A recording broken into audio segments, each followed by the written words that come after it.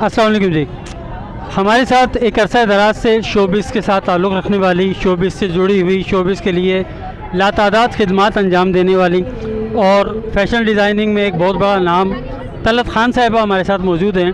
आइए इस प्रोग्राम के बारे में भी और उनके अपने बारे में भी उनसे थोड़ा बहुत जानते हैं।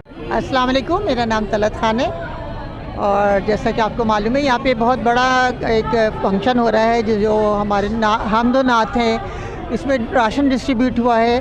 काफ़ी सारे काम ऐसे हुए हैं जो आजकल के मतलब इस महीने में मुस्तकिल लोग कर रहे हैं, जिनको अल्लाह ताला तौफीक देता है वही काम ज़रूर करता है। मैं भी, मेरी अपनी NGO है, मतलब पेशे से तो मैं एक फ़ैशन डिज़ाइनर हूँ, लेकिन मेरी अपनी NGO है।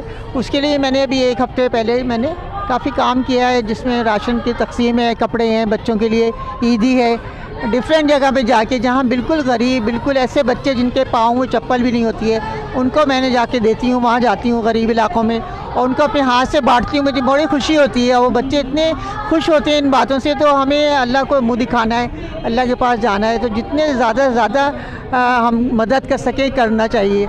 आज क्योंकि सना का प्रोग्राम है, सना मेरे साथ होती थी, अब इसने आज पहला अपना प्रोग्राम किया है। अल्लाह ताला इसको कामयाब करे। हम लोग सब शामिल थे इसके अंदर, ज़ाहिर है उसके सर पे हाथ था हमारा।